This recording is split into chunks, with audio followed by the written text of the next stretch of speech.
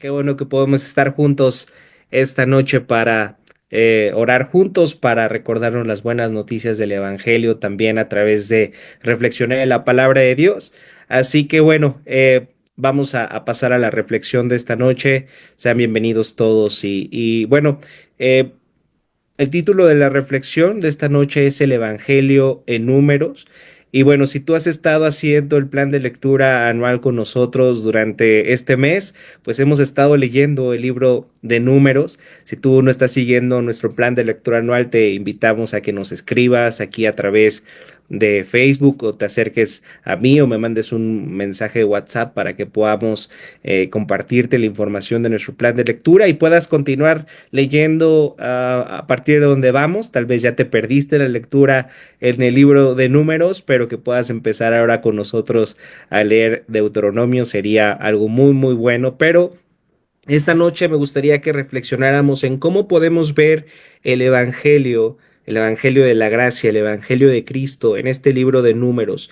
Y déjenme decirles que cada año que me toca leer el libro de números, la verdad es que lo miro de lejitos porque sé que es uno de los libros de la Biblia más difíciles de leer, ya que se nos dan genealogías, se nos dan censos, se nos dan números, números de los israelitas que formaban la nación de Israel en ese momento histórico. Sin embargo, tengo que confesarles también que este año disfruté mucho de la lectura de números y en específico disfruté leer algunas historias, algunos relatos que se nos narran en este libro que nos apuntan directamente a Cristo, que nos apuntan directamente a lo que Jesús tuvo que hacer por nosotros para ponernos en una nueva relación con nuestro Padre, una relación restaurada con Dios. De eso también nos habla el libro de números, porque recuerden que cada libro de la Biblia es un conjunto de libros que detrás de la historia que se nos narra tienen una historia meta, la, la, la, la metahistoria de la Biblia, y esta es la historia acerca del plan de redención de Dios, acerca de qué es lo que Dios va a hacer para salvar a su pueblo, qué es lo que Dios va a hacer a través de Jesucristo para restaurar su relación contigo y conmigo. Así que el libro de Números tiene mucho que decirnos acerca de lo que Dios va a hacer para salvar a su pueblo, no solamente de sus enemigos, no solamente de sus circunstancias, sino también del pecado y la maldad que reside en nuestro propio corazón. Perdón. Así que veamos de qué trata el libro de Números.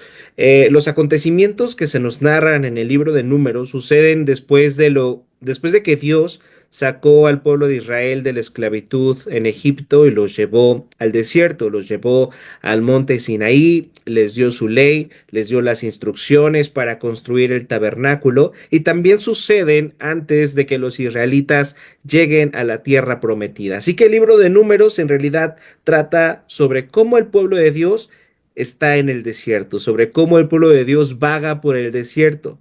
Y el libro de Números está dividido en dos partes principales. De los capítulos 1 al 26 trata sobre la muerte de la primera generación de los israelitas y luego de los capítulos 27 al 36 trata acerca de la segunda generación de los israelitas quienes finalmente entrarían en la tierra prometida. Justamente hoy terminamos de leer el capítulo 36. Y la sección fundamental, la sección central del libro de Números es básicamente los capítulos 13 y 14, cuando por fin están por llegar a la tierra prometida y entonces esta primera generación manda a espías a que vean cómo está la situación en la tierra prometida y al ver a las naciones que habitaban esa tierra que tenían que conquistar, a ver esas naciones con las cuales tenían que luchar para quedarse con la tierra prometida, sintieron miedo, se sintieron incapaces de poder vencer a todas esas naciones y por fin entrar a esta tierra. Ellos dijeron que no estaban dispuestos a arriesgar sus vidas para poder entrar ahí. Se les había olvidado que habían llegado hasta ahí con la ayuda de Dios, que Él había peleado por ellos. Ellos ni siquiera habían tenido que hacer nada para salir de la esclavitud en Egipto, con todas las naciones que se encontraron en medio del desierto. Ellos no tuvieron que pelear con ellos, era Dios quien peleaba por ellos. Incluso tenemos esta historia acerca de Balaam y Balac, cuando este rey contrata a un profeta para que maldiga al pueblo de Israel, y en lugar de que ese profeta pueda maldecir al pueblo de Israel, lo bendice. Entonces vemos una y otra vez a Dios peleando en favor de su pueblo. Vemos a Dios una y otra vez proveyendo para las necesidades de su pueblo. Ellos tenían hambre, ellos tenían sed, y entonces Dios proveía formas de comer. Dios proveía formas para que ellos pudieran saciar su sed. Sin embargo, ellos en este momento, al ver a las naciones que habitaban la tierra prometida, decidieron no confiar en Dios. Y entonces Dios les dice, está bien. Entonces, como consecuencia, van a morir en el desierto, y ustedes no van a ser los que van a entrar a la tierra prometida, sino que serán sus hijos, una segunda generación. Todos ustedes van a morir en el desierto por no haber confiado en mí, pero serán sus descendientes, sus hijos, quienes van a entrar a esta tierra prometida. Así que justamente de eso se trata el libro de Números, sobre vagar por el desierto. Y es por eso que lo que se nos narra en este libro de la Biblia es tan útil para la vida del cristiano, es tan útil para ti y para mí. Tú y yo tenemos que leer Números, tú y yo tenemos que disfrutar cada una de las historias que se nos narran ahí, porque el libro de Números ocurre entre la liberación en Egipto y la entrada a la tierra prometida. En otras palabras, lo que ocurre en Números ocurre después de que el pueblo ha sido salvado, pero aún no ha entrado completamente en la tierra prometida. Y justamente ahí es donde nos encontramos los cristianos. Justamente ahí es donde nos encontramos tú y yo. Tú y yo hemos sido salvados por Cristo en la cruz, pero aún no hemos llegado al cielo. Aún no hemos entrado a los nuevos cielos y a la nueva tierra. Y ahora mismo estamos en el desierto, espiritualmente hablando. Y fíjense, el desierto es un tiempo donde nuestra fe es puesta a prueba. Un tiempo donde tenemos un montón de promesas que aún no se han cumplido, y lo que nos queda es confiar en Dios, es confiar en el poder de su Espíritu Santo obrando en nosotros, recordándonos su salvación, recordándonos su gracia y su misericordia.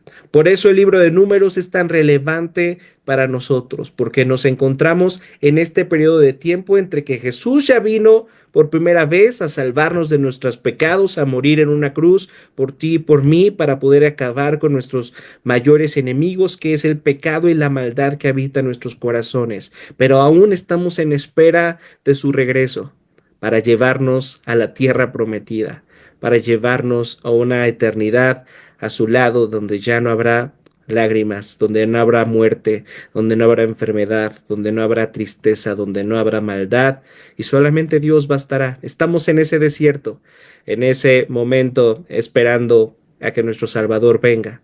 Así que estas historias que se nos narran en Números tienen que ver con lo que tú y yo estamos viviendo en este mundo, donde se nos pide vivir por fe, no por vista. Tal vez las situaciones a nuestro alrededor nos quiten el ánimo. Tal vez las situaciones a nuestro alrededor nos digan que no tendríamos que tener fe, que tendríamos que estar preocupados. Pero tú y yo sabemos esa salvación preciosa que Dios ha logrado por nosotros en Cristo Jesús, y somos invitados a confiar en Él, aun estando en el desierto.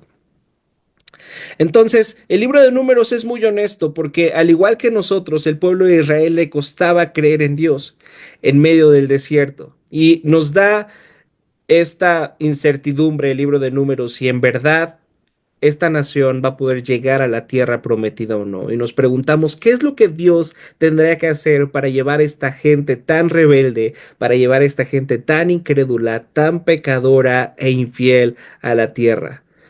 Y cuando ya hemos dicho esto, que cuando vemos en la Biblia la historia del pueblo de Israel, si tú simplemente lees esta historia y dices, qué tontos eran los israelitas, qué incrédulos eran los israelitas, qué rebeldes eran los israelitas, qué infieles eran los israelitas, entonces tú estás leyendo tu Biblia mal, porque todas esas historias reflejan nuestro corazón. Tú y yo somos igual de rebeldes que los israelitas. Tú y yo somos igual de incrédulos, de pecadores y de infieles que ellos. Así que este libro debe de darnos una gran esperanza acerca de lo que Dios va a hacer a pesar de cómo somos tú y yo, de lo que Dios ya ha hecho en Cristo para salvarnos. Y este libro, a través de tres grandes historias que me gustaría que reflexionáramos juntos esta noche, nos muestra el Evangelio de la gracia. El Evangelio de la gracia nos muestra que no nos salvamos por nuestras propias obras o por nuestro buen desempeño, sino por la obra y el desempeño de Cristo en nuestro lugar. En resumen, el Evangelio nos dice que somos salvos por gracia, no por las cosas buenas que hacemos. Y sin embargo, esta gracia salvadora que recibimos debería de traer un cambio en nuestras vidas. Debería de traer en nosotros buenas obras. No somos salvos por obras, somos salvos gracias a la obra de Jesús, pero si tu confianza está puesta en Jesús, si estás agradecido de lo que Jesús ha hecho por ti, esto debería de producir en ti un cambio, debería de producir en ti buenas obras. Entonces de eso nos habla el libro de Números, porque fíjense, algo muy importante que se nos muestra aquí es que el pueblo de Israel tiene la ley de Dios y Dios le da su ley a su pueblo. Sin embargo, Él es consciente de que su pueblo no va a poder cumplir con su ley. La razón por la que Dios le dio su ley al pueblo no es esperando que cumpliera esa ley para poder salvarlos, sino que les da su ley después de que ya los salvó de la esclavitud en Egipto. La única forma en la que ellos puedan cumplir con la ley de Dios es viendo lo que Dios ha hecho por ellos y entonces en gratitud obedecer a Dios. Entonces, esto, ¿a qué nos refleja a nosotros? Que Dios ha decidido salvarnos, pero Él no va a esperar a ver nuestras buenas obras. Él ya ha hecho todo lo que tú y yo necesitamos para poder entrar a la tierra prometida. La cuestión aquí es si podemos confiar en eso que Él ha hecho por nosotros o no. Entonces, fíjense, vamos a ver estas tres historias brevemente, muy brevemente, acerca de lo que Dios ha hecho por el pueblo de Israel. Y la primera historia en Números que se nos muestra es esta historia acerca de las características que tenían que tener los nazarenos. Eh, una forma realmente interesante en la que el libro de Números nos apunta a Jesús es que Jesús es el verdadero nazareno. Y hay un pasaje fascinante en la primera parte del libro, ahí en Números capítulo 6, donde se nos dice, cuando un hombre o una mujer haga una promesa especial, una promesa que lo consagra al Señor como nazareno, deberá abstenerse de vino y de otras bebidas fermentadas. Tampoco se cortará el cabello, sino que se lo dejará crecer y se mantendrá santo. No podrá tampoco acercarse a ningún cadáver, aunque sea el de un familiar. Entonces, fíjense, un nazareno era alguien que durante un periodo de tiempo tenía que cumplir tres reglas. No debía de beber vino, no debería cortarse el cabello y no debería tocar ningún cadáver. Y durante el tiempo del voto nazareno, estas tres cosas eran esenciales. Era una manera de dedicarse a Dios de una forma especial. Pero realmente, ¿qué es lo que significa esto? Fíjense, no beber vino significaba que Dios debía ser tu única fuente de alegría. La razón por la que los israelitas bebían vino en el pasado era también para alegrarse. Entonces el nazareno hacía ese voto para no tomar vino, no simplemente por el hecho de embriagarse, sino porque su única fuente de alegría debía ser Cristo. También no se cortaban el cabello porque era una forma de decir, Dios tiene el control de mi vida, yo no tengo el control de mi vida, mi apariencia también, Dios tiene el control de ella y entonces yo voy a dejar de pensar en intentar tener el control de mi vida porque ese control pertenece al Señor. ¿Cuánto nos hace falta eso? Dejar de intentar tener el control de todo. Siempre queremos tener el control de todas las cosas y el voto nazareno era recordar que Dios era el que tenía el control y tampoco tenían que tocar ningún cadáver porque eso significaba que no tenían que, al tocar un cadáver, eso hacía a los israelitas ceremonialmente impuros. Entonces, al no tocar un cadáver, ellos no quedaban ceremonialmente impuros. Pero aquí está lo asombroso. Jesús es el verdadero nazareno. Jesús tomó el voto definitivo al venir a la tierra y comprometerse totalmente con Dios. Por diferencia de los nazareos del Antiguo Testamento, Él dejó atrás su gozo eterno. Él dejó atrás el cielo para venir aquí a salvarnos a ti y a mí. renunció a todo el control y se hizo un siervo, entregándose en la cruz. Y aquí está lo más sorprendente. Cuando un nazareo tocaba un cadáver, se contaminaba y quedaba impuro. Pero cuando Jesús viene y toca los cadáveres como el de Lázaro, en lugar de contaminarse de esos cadáveres, Él trae vida. Entonces Jesús ha venido, como dice el apóstol Pablo, a aquellos que estaban muertos en sus delitos y pecados, y viene a tocarnos con sus manos, y Él no se contamina, sino que trae vida a nosotros. Trae el poder de su Espíritu Santo a nuestros corazones para que ahora nosotros podamos pasar de muerte a vida. Qué preciosa historia esta, la de los nazareos. Y la segunda historia que vemos es en el libro de Números, es Moisés intercediendo constantemente por los hijos de Israel.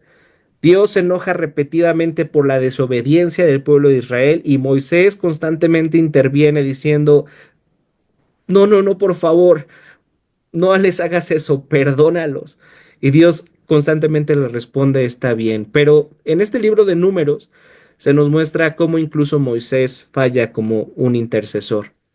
En el momento en que Dios le dice, ve a la roca, solo hablaré y haré que de ella brote agua para que el pueblo no muera de sed, una forma en la que Dios proveía de bebida al pueblo de Israel en medio del desierto.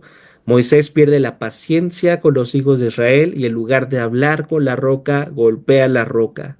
Y el Señor le dice esto, por no haber confiado en mí, ni haber reconocido mi santidad en presencia de los israelitas, no vas a ser tú el que los lleve a la tierra prometida. Así que el libro de Números nos muestra que Moisés es un intercesor, pero también nos muestra que Moisés no es un intercesor perfecto, que vamos a necesitar tú y yo un mejor intercesor, alguien que no falle jamás, alguien que haya vivido la vida que tú y yo no podemos vivir, y a pesar de que haya vivido la vida que tú y yo no podemos vivir, va a experimentar la muerte que tú y yo merecíamos en la cruz. Ese es Jesucristo. Otra historia que nos apunta otra vez esta gran historia de la redención. Y finalmente en Números capítulo 21, a partir del versículo 3, se nos narra esta historia de la serpiente de bronce. El pueblo de Israel otra vez siendo desobediente a Dios, y entonces Dios les manda serpientes venenosas que con y entonces el pueblo de Israel iba muriendo poco a poco a través del ataque de estas serpientes, pero de pronto Dios le pide a Moisés que haga una serpiente de bronce, la ponga en un asta y que cuando los israelitas vean esta serpiente, entonces sean sanados de la mordedura de las serpientes. Dice Números 21, versículo 9, Moisés hizo una serpiente de bronce y la puso en un asta. Los que eran mordidos miraban a la serpiente de bronce y vivían. Fíjense, un recordatorio más del Evangelio.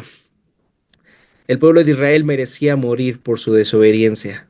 Y Dios provee una forma de salvación a través de esta serpiente de bronce, que con solo mirarla ellos podían quedar salvos. Ellos no tenían que hacer nada, ellos no tenían que buscar un antídoto, ni siquiera tenían que acabar con las serpientes, solamente tenían que mirar a esta provisión de Dios para que quedaran salvos, para que quedaran limpios, para que quedaran restaurados.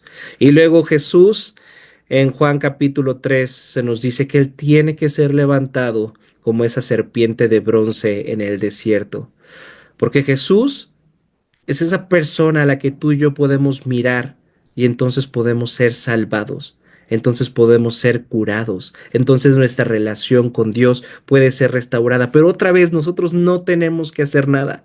Dios ha hecho todo por nosotros en Jesús y a nosotros solamente nos queda mirar lo que Dios ha hecho por ti y por mí.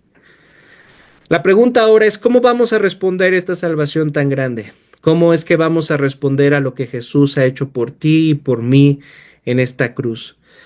¿Cómo es que vamos a responder a esta gracia, a esta misericordia que se nos ofrece? Una vez más tenemos la oportunidad de venir a una reunión de oración más, de traer nuestras peticiones a Dios, pero sobre todo que nuestra petición no simplemente sea en esa lista de cosas que pensamos que nos hacen falta. que podamos orar por nuestros corazones, que así como eran de necios, de desobedientes, de incrédulos en la nación de Israel mientras estaban en el desierto, así somos tú y yo también mientras estamos en el desierto de esta vida hasta que Cristo venga. Pero oremos para que Dios cambie nuestros corazones y podamos ver su salvación en favor de nosotros y podamos confiar ciegamente en Él, no por vista, sino por fe.